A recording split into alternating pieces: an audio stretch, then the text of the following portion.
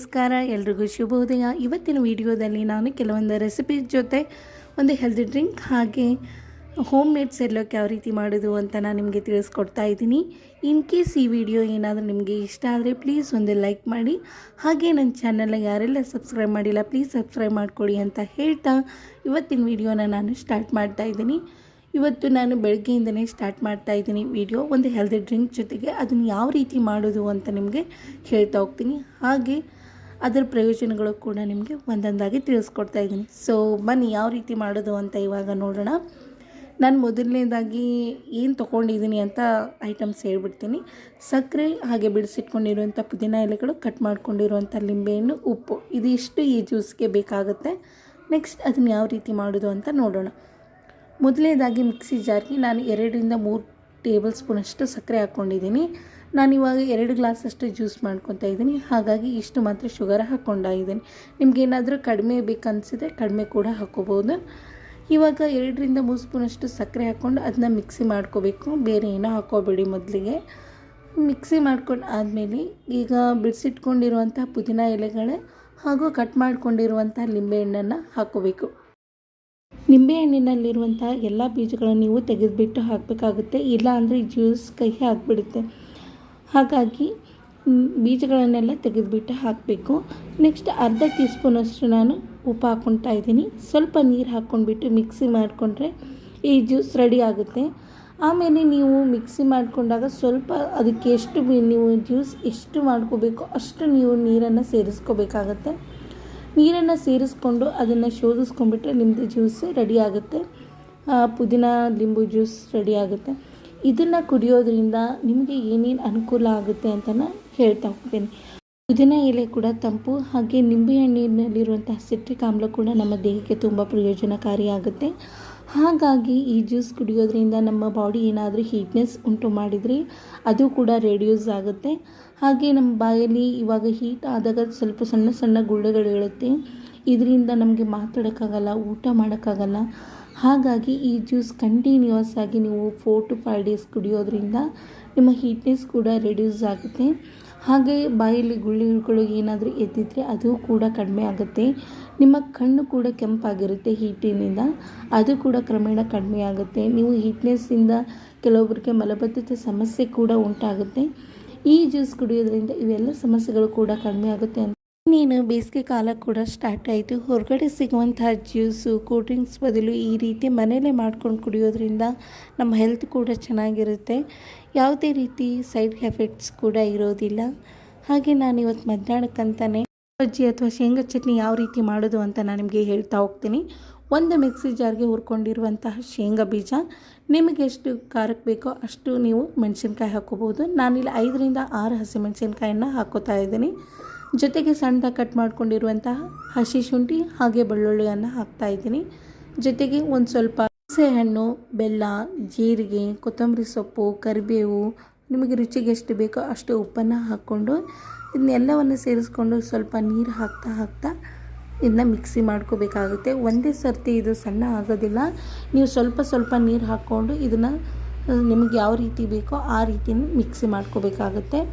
ನಾನಿಲ್ಲಿ ಸ್ವಲ್ಪ ಸಣ್ಣಾಗಿರಲಿ ಅಂತಂದು ಸಣ್ಣಾಗಿ ಮಿಕ್ಸಿ ಮಾಡ್ಕೋತಾ ಇದ್ದೀನಿ. ನಿಮಗೇನಾದರೂ ತರಿ ಆಗಬೇಕಾದ್ರೆ ತರಿ ಕೂಡ ಮಾಡ್ಕೋಬೋದು.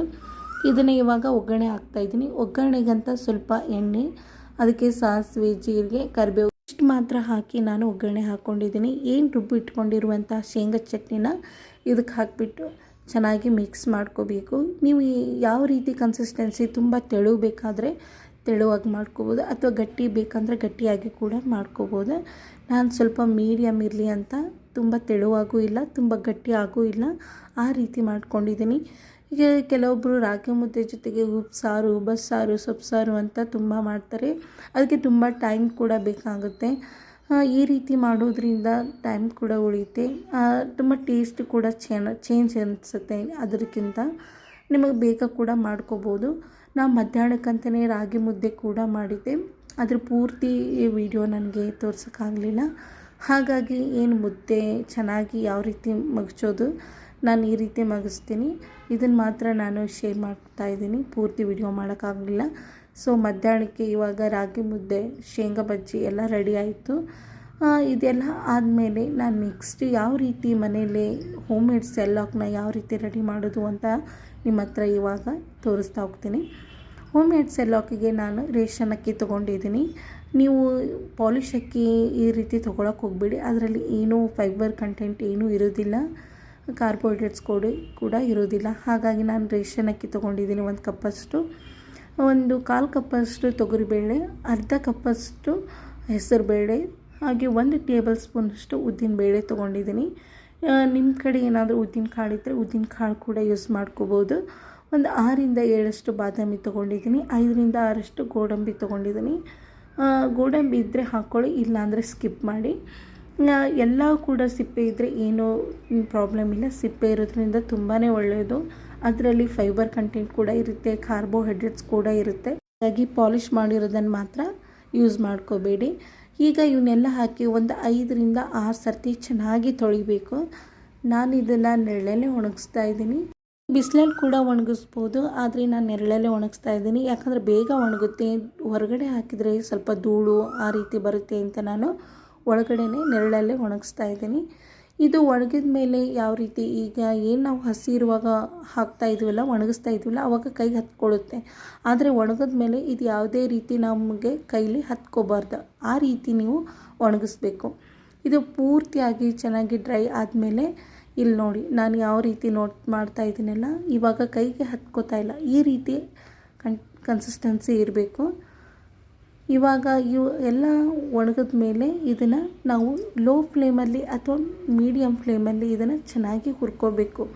ಹೈ ಫ್ಲೇಮಲ್ಲಿ ಏನಾದರೂ ಹುರಿದ್ಬಿಟ್ರೆ ಎಲ್ಲ ಏನು ಸೀದು ಹೋಗ್ಬಿಡುತ್ತೆ, ಕಪ್ಪಾಗಿಬಿಡುತ್ತೆ. ಏನು ನಾವು ಸೆರ್ಲಾಕ್ ರೆಡಿ ಮಾಡ್ತೀವಲ್ಲ, ಕಲರ್ ಕೂಡ ಚೆನ್ನಾಗಿ ಬರಲ್ಲ. ಹಾಗಾಗಿ ಲೋ ಫ್ಲೇಮಲ್ಲಿ ಹುರಿಯೋದ್ರಿಂದ ತುಂಬ ಕಲರ್ ಕೂಡ ಚೆನ್ನಾಗಿ ಬರುತ್ತೆ, ಹಾಗೆ ಟೇಸ್ಟು ಕೂಡ ಚೆನ್ನಾಗಿರುತ್ತೆ. ಇದನ್ನು ಹುರಿದಾದ್ಮೇಲೆ ಇದನ್ನು ಪೂರ್ತಿಯಾಗಿ ಆರ್ಲಿಕ್ಕೆ ಬಿಡಬೇಕು. ಒಂದು 10ರಿಂದ 20 ನಿಮಿಷ ಬೇಕಾಗುತ್ತೆ ಆರಲಿಕ್ಕೆ. ಪೂರ್ತಿಯಾಗಿ ತಣ್ಣಗಾದ ಮೇಲೆ ಇದನ್ನು ಮಿಕ್ಸಿ ಮಾಡ್ಕೋಬೇಕಾಗುತ್ತೆ. ಯಾಕೆಂದರೆ ನಾನು ಸ್ವಲ್ಪ ಗೋಡಂಬಿ ಹಾಕ್ಕೊಂಡಿದ್ದೀನಿ, ಆಮೇಲೆ ಬಾದಾಮಿ ಕೂಡ ಹಾಕ್ಕೊಂಡಿದ್ದೀನಿ. ಇದು ಪೂರ್ತಿಯಾಗಿ ಚೆನ್ನಾಗಿ ಆರಬೇಕು, ತಣ್ಣಗಾಗಬೇಕು. ಹಾಗೆ ನೀವು ಸ್ವಲ್ಪ ಬಿಸಿ ಇರುವಾಗಲೇ ಹಾಕಿಬಿಟ್ರೆ ಏನು ಬಿಸಿ ಮಾಡಿರ್ತೀಯಲ್ಲ ಅದು ಸ್ವಲ್ಪ ಎಣ್ಣೆ ಅಂಶ ಬಿಟ್ಟಿರುತ್ತೆ. ಹಾಗಾಗಿ ಪೂರ್ತಿಯಾಗಿ ತಣ್ಣಗಾದ ಮೇಲೆ ನೀವು ಮಿಕ್ಸಿ ಮಾಡ್ಕೋಬೇಕಾಗುತ್ತೆ. ನಿಮಗೆ ಯಾವ ರೀತಿ ಬೇಕೋ ಆ ರೀತಿ ಮಿಕ್ಸಿ ಮಾಡ್ಕೊಳ್ಳಿ. ತುಂಬ ಸಣ್ಣ ಆಗೋದೇ ಇಲ್ಲ ಇದು ಮಿಕ್ಸಿಲಿ. ನೀವು ತುಂಬ ಸಣ್ಣ ಆಗಬೇಕಂತಂದರೆ ಗಿರಣಿ ಮಾಡಿಸ್ಕೋಬೇಕಾಗುತ್ತೆ, ಇಲ್ಲ ಸ್ವಲ್ಪ ತರಿ ಆಗಿದ್ರೂ ನಡೆಯುತ್ತೆ ಅಂತಂದರೆ ಮಿಕ್ಸಿ ಮಾಡಿಕೊಂಡ್ರೂ ಆಗುತ್ತೆ. ನಾನು ಮಿಕ್ಸಿನೇ ಮಾಡ್ಕೋತಾ ಇದ್ದೀನಿ. ನನಗೆ ಯಾವ ರೀತಿ ಬೇಕೋ ಆ ರೀತಿ ಮಾಡ್ಕೊಂಡಿದ್ದೀನಿ. ನಿಮಗೆ ಸ್ವಲ್ಪ ತರಿನೇ ಇರುತ್ತೆ. ನಿಮ್ಗೆ ತುಂಬ ಏನದು ತರಿ ಬೇಡಪ್ಪ ಅಂದರೆ ಇದನ್ನು ಜಡಿ ಕೂಡ ಮಾಡ್ಕೋಬೋದು. ನನಗೆ ಇಷ್ಟು ಬೇಕಾಗಿತ್ತು ಈ ರೀತಿ ಮಾಡ್ಕೊಂಡಿದ್ದೀನಿ. ಇದನ್ನು ಯಾವ ರೀತಿ ಮಾಡ್ಕೊಳ್ಳೋದು ಅಂತ ನಾನು ಇವಾಗ ತೋರಿಸ್ತಾ ಹೋಗ್ತೀನಿ. ಈಗ ನಾನು ಸೆರ್ಲಾಕ್ನ ಮಕ್ಕಳಿಗೆ ಯಾವ ರೀತಿ ರೆಡಿ ಮಾಡೋದು ಅಂತಂದರೆ, ನಾನು ಈಗ ಒಂದು ಪಾತ್ರೆಗೆ ಸಣ್ಣ ಗ್ಲಾಸಲ್ಲಿ 1.5 ಕಪ್ಪಷ್ಟು ನೀರು ಹಾಕೋತಾ ಇದ್ದೀನಿ. ಈ ನನ್ನ ಚಿಕ್ಕ ಮಗ ಇದ್ದಾನೆ, ಅವನಿಗೊಂದು 8ರಿಂದ 9 ತಿಂಗಳು. ಹಾಗಾಗಿ ಅವನಿಗೆ ಇಷ್ಟೇ ಮಾಡೋದು ನಾನು. ಒಂದು ಟೈಮಿಗೆ ಎಷ್ಟು ಬೇಕೋ ಅಷ್ಟು ಮಾತ್ರ ಮಾಡ್ಕೊತಿದ್ದೀನಿ. ಈಗ 1.5 ಕಪ್ಪಷ್ಟು ನೀರನ್ನು ಹಾಕಿ ಅದಕ್ಕೆ 1 ಟೇಬಲ್ ಸ್ಪೂನಷ್ಟು ಈಗ ಮಾಡಿರುವಂತಹ ಸೆರ್ಲಾಕನ್ನು ಹಾಕ್ತಾಯಿದ್ದೀನಿ. ಇನ್ನು ಚೆನ್ನಾಗಿ ಮಿಕ್ಸ್ ಮಾಡಿ ಒಂದು 15ರಿಂದ 20 ನಿಮಿಷ ಚೆನ್ನಾಗಿ ಕುದಿಸ್ಬೇಕು. ಇದು ಸ್ವಲ್ಪ ತರಿ ಆಗಿದ್ದರೂ ಕೂಡ ಬೇಗ ಹುರಿದಿದ್ದೀವಿ ಅಂತ ಒಂದು 5 ನಿಮಿಷ ಕುದಿಸಿದ್ರೆ ಅಷ್ಟು ಟೇಸ್ಟ್ ಅನಿಸೋದಿಲ್ಲ. ಒಂದು 15ರಿಂದ 20 ನಿಮಿಷ ಚೆನ್ನಾಗಿ ಕುದಿಸ್ಬೇಕು. ನಿಮಗೇನಾದರೂ ಉಪ್ಪು ಅಥವಾ ಬೆಲ್ಲ ಹಾಕೋಬೇಕನ್ಸಿದ್ರೆ ನಿಮ್ಮ ಇಷ್ಟ, ಹಾಕ್ಕೊಂಡ್ರೂ ಹಾಕೋಬೋದು, ಇಲ್ಲಾಂದರೆ ಹಾಗೆ ಕೂಡ ಕುದಿಸಿ ಕೂಡ ತಿನ್ಬೋದು, ತುಂಬ ಚಲೋ. ಆದರೆ ನಾನಿಲ್ಲಿ ಸ್ವಲ್ಪ ಅಂದರೆ ತುಂಬ ಕಡಿಮೆ ಅಷ್ಟು ಬೆಲ್ಲ ಹಾಕ್ಕೊಂಡಿದ್ದೀನಿ. ಸಕ್ಕರೆ ಮಾತ್ರ ಹಾಕ್ಕೋಬೇಡಿ, ಮಕ್ಕಳಿಗೆ ಅದೇನು ಒಳ್ಳೆಯದಲ್ಲ. ಏನು ಬೆಲ್ಲ ಏನಾದರೂ ಇದ್ದರೆ ಸ್ವಲ್ಪ ಪ್ರಮಾಣದಲ್ಲಿ ನೀವು ಬೆಲ್ಲ ಹಾಕ್ಕೊಂಡು ಇದನ್ನು ರೆಡಿ ಮಾಡ್ಕೊಳ್ಳಿ. ನಾನು ಜಾಸ್ತಿ ಹಾಕ್ತಿಲ್ಲ, ಒಂದು ಅರ್ಧ ಟೀ ಸ್ಪೂನ್ಗಿಂತ ಕಡಿಮೆ ಬೆಲ್ಲ ಹಾಕ್ಕೊಂಡಿದ್ದೀನಿ. ಅದನ್ನು ಹಾಕಿಬಿಟ್ಟು ಮತ್ತೆ ಒಂದು 5 ನಿಮಿಷ ಚೆನ್ನಾಗಿ ಕುದಿಬೇಕಿದು. ಈ ರೀತಿ ಕುದಿಯೋದ್ರಿಂದ ಎಲ್ಲ ಏನು ತರಿ ಹಾಗೆ ಏನಿರುತ್ತಲ್ಲ ಅದು ಕೂಡ ಚೆನ್ನಾಗಿ ಕುದಿಯುತ್ತೆ, ಮಕ್ಕಳಿಗೂ ಕೂಡ ತುಂಬ ಟೇಸ್ಟಿ ಅನಿಸುತ್ತೆ. ಹಾಗಾಗಿ ನೀವು ತುಪ್ಪ ಬೇಕಾದರೆ ತುಪ್ಪ ಕೂಡ ಹಾಕೋಬೋದು, ನಾನು ಹಾಕೋತಾ ಇಲ್ಲ. ಇಷ್ಟೇ ಎಲ್ಲ ಚೆನ್ನಾಗಿ ಕುದ್ಮೇಲೆ ಇದು ನಿಮ್ಮದು ಸೆರ್ಲಾಕ್ ರೆಡಿ ಆಗುತ್ತೆ. ಈಗ ನಾವು ಮಿಕ್ಸಿಯಲ್ಲಿ ಏನು ಮಾಡ್ಕೊಂಡಿರುವಂಥವಲ್ಲ ಪೌಡರ್ನ, ಅದನ್ನು ಮಿಕ್ಸಿ ಮಾಡಿದ ಗುಟ್ಟಲ್ಲೇ ಏನು ಸ್ಟೋರ್ ಮಾಡ್ಕೊಂಡು ಇಟ್ಕೋಬೇಡಿ. ಸ್ವಲ್ಪ ಆರ್ಲಿಕ್ಕೆ ಬಿಡಬೇಕು. ಯಾಕೆಂದರೆ ಅದು ಮಿಕ್ಸಿ ಮಾಡಿರುವಾಗ ತುಂಬ ಬಿಸಿ ಇರುತ್ತಲ್ಲ, ಹಾಗಾಗಿ ಅದನ್ನು ಒಂದು 2 ಅವರ್ ಬಿಟ್ಟರೆ ಚೆನ್ನಾಗಿರುತ್ತೆ. ತುಂಬ ಆರಿಬಿಡುತ್ತೆ. ಆಮೇಲೆ ನೀವು ಒಂದು ಗ್ಲಾಸ್ ಕಂಟೈನರಿಗೆ ಕೂಡ ನೀವು ಸ್ಟೋರ್ ಮಾಡಿ ಇಟ್ಕೋಬೋದು. ಇವಾಗ ನಾನು ಏನು ಇದು ರೆಡಿ ಆಗ್ತಾಯಿದೆ, ಈ ಕನ್ಸಿಸ್ಟೆನ್ಸಿ ಇರಬೇಕು ನಿಮ್ಮದು. ಇವಾಗ ಚೆನ್ನಾಗಿ ಕುದೀತಾ ಇದೆಯಲ್ಲ, ನಾನು ಏನಿಲ್ಲ ಅಂದರೆ ಒಂದು 15ರಿಂದ 20 ನಿಮಿಷ ಇದನ್ನ ಕುದಿಸ್ಕೊಂಡಿದ್ದೀನಿ. ಈ ರೀತಿ ಏನು ಸಣ್ಣ ಒಂದು ಎಳೆ ಅಂತಾರಲ್ಲ, ಈ ರೀತಿ ಬರಬೇಕು ಕುದ್ಮೇಲೆ.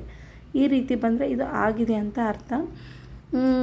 ಇದು ಬೇಗ ತೆಗೆದ್ರೆ ಏನೋ ನೀರು ಥರ ಇರುತ್ತೆ, ಅಷ್ಟು ಚೆನ್ನಾಗಿರಲ್ಲ. ಬೇಗ ಅಥವಾ ಜಾಸ್ತಿ ನೀವು ಏನು ಸೆರ್ಲಾಕ್ ಮಾಡಿದ್ದನ್ನು ಹಾಕಿಬಿಟ್ರೆ ಗಟ್ಟಿ ಆಗಿಬಿಡುತ್ತೆ, ಕುದ್ದಿರೋದೇ ಇಲ್ಲ. ಮಕ್ಕಳು ಅಷ್ಟು ಬೇಗ ತಿನ್ನೋದಿಲ್ಲ. ಹಾಗಾಗಿ ಈ ರೀತಿ ಮಾಡಿಕೊಂಡ್ರೆ ತುಂಬ ಚೆನ್ನಾಗಿ ಕೂಡ ಇರುತ್ತೆ. ನಾನು ಏನು ಉಳಿದಿರುವಂತಹದ್ದನ್ನೆಲ್ಲ ಸೆರ್ಲಾಕ್ ಮಾಡಿದ್ನಲ್ಲ, ಅದನ್ನು ಒಂದು ಗ್ಲಾಸ್ ಕಂಟೈನರ್ಗೆ ಸ್ಟೋರ್ ಮಾಡಿ ಇಟ್ಕೊಂಡಿದ್ದೀನಿ. ಇದು ನನಗೆ ಒಂದು 15ರಿಂದ 1 ಮಂತ್ ಕೂಡ ಆಗುತ್ತೆ. 1 ಮಂತಿಗೆ ಎಷ್ಟು ಬೇಕು ನಾನು ಅಷ್ಟು ಮಾಡಿ ಇಟ್ಕೊಂಡ್ಬಿಟ್ಟಿದ್ದೀನಿ. ಇದನ್ನು 1 ಟೈಮ್ ಅಥವಾ 2 ಟೈಮ್ ಅಷ್ಟೇ ಕೊಡ್ತಿದ್ದೀನಿ ಅವನಿಗೆ. ಮ್ಯಾಕ್ಸಿಮಮ್ ಅಂದರೆ 2 ಟೈಮ್ ನಾನು ಕೊಡ್ತೀನಿ. ಈ ರೀತಿ ರೆಡಿ ಆಯಿತು ನಂದು ಹೋಮ್ ಮೇಡ್ ಸೆರ್ಲಾಕು. ಜೊತೆಗೆ ನಾನು ಸ್ನ್ಯಾಕ್ಸ್ ಅಂತ ಏನಿದು ಬದನೆಕಾಯಿ ಫ್ರೈ ಕೂಡ ಮಾಡಿದ್ದೆ. ಅದನ್ನು ಪೂರ್ತಿ ರೆಸಿಪಿ ನಿಮಗೆ ಶೇರ್ ಮಾಡೋಕ್ಕಾಗಲಿಲ್ಲ. ನಿಮಗೇನಾದರೂ ಈ ಪೂರ್ತಿ ರೆಸಿಪಿ ಬೇಕಂದರೆ ಪ್ಲೀಸ್ ಕಮೆಂಟ್ ಸೆಕ್ಷನಲ್ಲಿ ಹಾಕಿ. ನಾನು ನೆಕ್ಸ್ಟ್ ವಿಡಿಯೋದಲ್ಲಿ ಯಾವ ರೀತಿ ಬದನೆಕಾಯಿ ಫ್ರೈ ಮಾಡಿದ್ದೆ ಅಂತ ಕೂಡ ನಿಮಗೆ ಹೇಳ್ತಾ ಹೋಗ್ತೀನಿ. ಈ ವಿಡಿಯೋ ಏನಾದರೂ ನಿಮಗೆ ಇಷ್ಟ ಆದರೆ ಪ್ಲೀಸ್ ಒಂದು ಲೈಕ್ ಮಾಡಿ, ಹಾಗೆ ನಿಮ್ಮ ಫ್ರೆಂಡ್ಸ್ ಆ್ಯಂಡ್ ಫ್ಯಾಮಿಲಿಗೆ ಶೇರ್ ಮಾಡಿ ಅಂತ ಹೇಳ್ತಾ ಎಲ್ರಿಗೂ ಥ್ಯಾಂಕ್ ಯು.